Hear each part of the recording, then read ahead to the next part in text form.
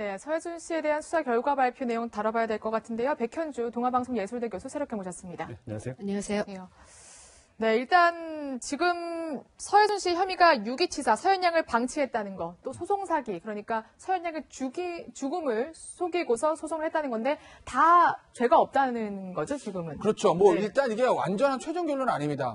우리나라 법 체계상 이 최종적인 결론은 무혐의 처분에 대한 결론은 검찰이 내는 것이거든요. 아, 그런 거예요? 그렇죠. 네. 그러니까 경찰은 일단 모든 두 가지 혐의 전부 다 무혐의 의견으로 검찰에 송치했다 이렇게 발표하지 않았습니까? 예. 그럼 검찰은 다시 보고 이거 무혐의 맞네라고 확정을 짓든 아니면 하나 이상한데 이거는 혐의가 있는데 하고 법원에 기소를 하든 어쨌든 수사 단계에서 최종 결정은 검찰에서 하는 것이기 때문에 오늘의 이제 경찰 수사 결과 발표가 완전한 최종 마무리는 아니지만 네. 어쨌든 경찰의 기본적인 사실관계 조사에서 주 혐의다 무혐의를 나왔기 때문에 그렇기 때문에 일단 서해준 씨가 좀 유리한 고지에 점한 것은 병무양한 사실이죠. 자, 좀 하나씩 따져보겠습니다. 두 가지 혐의에 대해서 모두 무혐의가 나왔는데 그렇죠. 왜 무혐의로 본 겁니까? 일단요, 유기치사의 혐의. 예, 그러니까 딸을 방치했다는 거. 예, 서현양이 아픈데 엄마가 방치해서 죽게 놔뒀다 이겁니다. 근데 이제 경찰이 여러 가지 조사를 해봤는데 당시 이제 병원에 데려갔을 때 감기라고 처방을 받아 감기약 처방을 먹였다는 거예요. 그런데 감기와 폐렴을 일반인들 봐서 구분할 수 없다라는 거죠. 네. 그리고 당시 이제 서현양이 좀 가부키 증후군인가요? 예. 그럼 좀 어떤 희귀병도 좀 걸려 있는 상태이기 때문에 그렇기 때문에 급성 폐렴이 악화돼서 그렇게 갑자기 숨질 수도 있다. 네. 그 과정에서 예를 들어서 서해순 씨가 병원에 데려가지 않거나 그러면 의식이 없죠. 쓰러졌을 때 그냥 놔뒀으면 문제가 될 텐데 그게 아니라 119에 또 연락을 해서 그래서 이제 심폐소생술까지 다 진행했음에도 불구하고 사망한 것이기 때문에 그러니까 40 몇 명의 사람들을 불러서 예. 정말 딸을 방치했는지 그렇죠. 그다음에 또 병원비를 카드로 결제했는지 이런 것들을 전부 다 조사를 그럼요. 해봤다는 거예요. 예, 진료비 내역, 그 다음에 서현 양이 숨지기 전에 동네 병원 갔던 거, 숨진 이후에 이제 119에 실려서 병원 갔던 거 예. 전부 다 조사를 해봤더니, 이것을 고의적으로 아이를 방치했다고 보기엔 어렵다. 이렇게 보는 예. 거죠. 그리고 또 하나. 이제 두 번째 이제 소송 사기인데, 예. 결국 이제 대법원에 계류되어 있는 사건에 대해서 서해순 씨가 피고 중에 한 사람이었던 딸의 죽음을 알리지 않았다는 이런 예, 부분입니다. 그래요. 그래서 결국 이제 허위의 증거를 제출한 소송 사기가 아니냐라고 하는데 이게 이제 어떤 점이 있냐면요.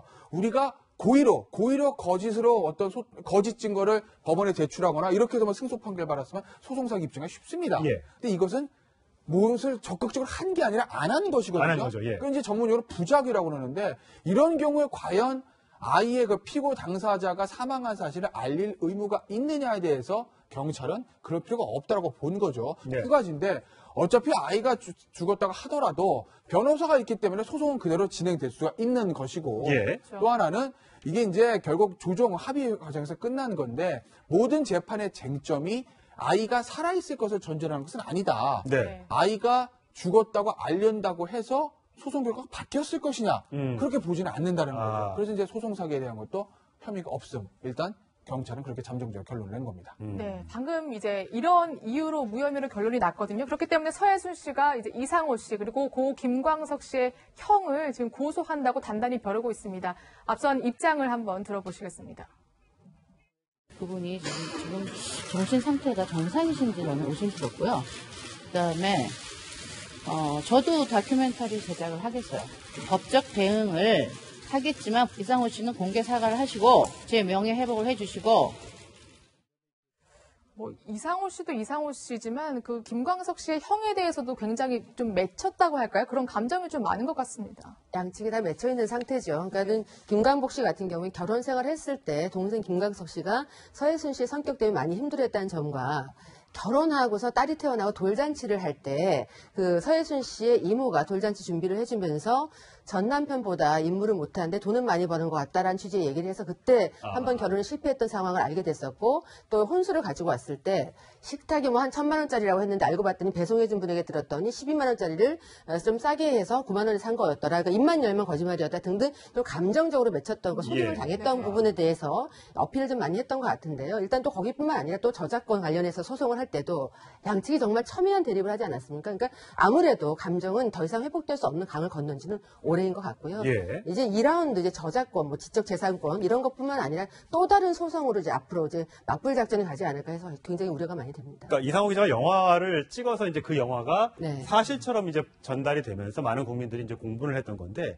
그 영화에 등장하는 사람들도 있고 또 김광석 씨의 지인, 뭐 박학기 씨, 가수 박학기 씨 네. 같은 경우는 뭐 안부를 물어봤더니 뭐 해외에 있다고 얘기를 하고 네. 또 그 추모 사업회에서 기금을 좀 전달을 했더니 그게 제대로 쓰였는지도 모르겠고 이런 식으로 이제 주변의 지인들이 네. 그러니까 계속해서 이제 김광석 씨의 죽음과 또 부인에 대한 어떤 그 불신 이런 거를 드러내면서 이 사고가 이게 좀 더 커졌던 것이 아닌가 싶어요. 특히 이제 서예순 씨가 소송 사기 의혹을 받았던 이유가 대법원 판결 전인 2007년 12월에 딸이 세상을 떠났음에도 경황이 없어서 알리지 못했다라고 항변했습니다만 그때 알리지 않았지 않습니까? 그러다 보니까 소송 사기 의혹을 받았는데 박학기 씨 같은 경우는 김광석 씨의 막역한 친구지 않습니까? 예. 그런데 추모 사업 기념회에서 이제 돈 기금이 한 300만 원 정도가 있어서 2014년에 서예순 씨에게 전달을 했다라는 거죠. 예. 서현 양에게 주기 위해서. 예. 근데 서현 양을 볼 수 없으니까 안부를 물었다고 합니다. 네, 네. 서혜순 씨 그때 말이 해외에 있어서 나도 자주 보지 못한다라고 이미 하면서 10년 전에 죽은 딸인데. 그렇죠. 근데 그때 정말 경황이 없어서 그 얘기를 하지 않았던 것인지 그래서 자꾸 서혜순 씨 언행 때문에 자꾸 의혹이 생기는 게 아닌가 싶기도 합니다. 그렇군요. 근데 지금 서혜순 씨가 뭐 다시 소송 얘기로 돌아오면 소송을 준비하는데 변호인이 굉장히 유명한 분을 선을 했더라고요. 글쎄요, 뭐 예전에 원래 이제 강영석 변호사 선임을 하겠다라는 의사를 밝혔는데 결국 이제 강영석 변호사가 안 한다고 그러지 않았어요. 예.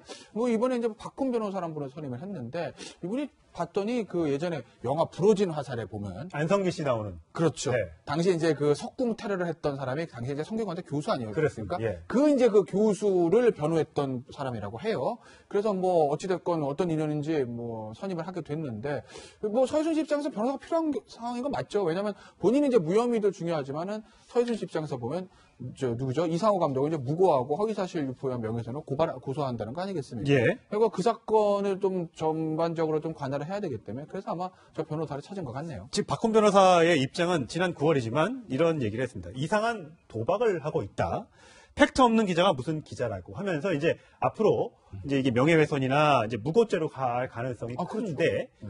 과연 이제 이게 정말 무고냐 아니냐 이건 어떻게 판단을 하게 됩니까? 일단은 검찰에까지 최종 결론이 무혐의가 난다는 걸 가정하면서 검찰에도 혹시 말씀드리면요. 뒤집힐 가능성이 뒤집힐 가능성 그건 있죠. 아. 모든 수사 그렇습니다. 단순히 이것뿐만 아니라 모든 수사가 이제 경찰에 올린 그 수사 결과를 다시 검찰에서 보고 이제 바뀔 가능성은 있습니다. 예. 언론적으로 가능성은 있어요. 그러니까 하지만 아까 제가 말씀드렸듯이 잠정적으로 현재 시점에서 보면 서희순 씨가 유리한 건 맞죠. 일단 무혐의가 나왔으니까. 전부 다 무혐의. 경찰에서 무혐의 네. 의견으로 송치를 한 거니까요. 그러니까 아직 이제 최종 결론은 아니지만 그 결론이 그대로 된다고 가정을 하고 제가 말씀을 드리면 허위 사실은 맞습니다.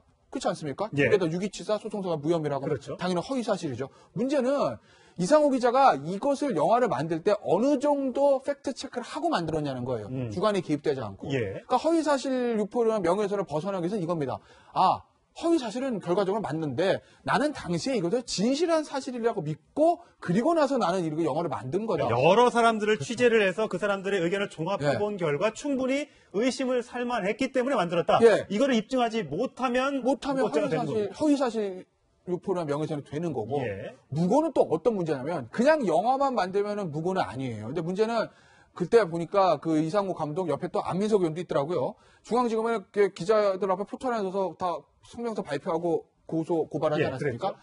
영화를 만들어 놓고 그것에 대해서 당사자인 서희순 씨가 저거 잘못된 거다라고 얘기를 했음에도 불구하고 본인이 이걸 가지고 검찰에다가 형사처벌 받게 할 목적으로 수사를 의뢰하는 그 예, 고발한 예. 그 부분이거든요. 그게 이제 무고라는 거예요. 아. 그게 사실 좀 더 죄는 더 커요. 그렇군요. 그래서 아마 이제 무고를 벗어나기 위해서는 역시 아까 같이 마찬가지로 나는 이걸 진실한 사실로 믿었다. 그렇기 때문에 나는 이것을 허위 사실인 걸 알고 이거 허위 사실인데 이 서희순 여자 무조건 속된 말로 콩밥을 먹여야 돼. 그러니까 내가 고발하는 거야. 이게 아니라 나는 내 영화 사실 정말 진짜로 믿었고 허위 사실을 의심을 안 했기 때문에 나는 고소 고발을 하는 거다. 아마 이 부분에 대한 무고에 대한 고의 부분을 좀 많이 다투어야 될 겁니다.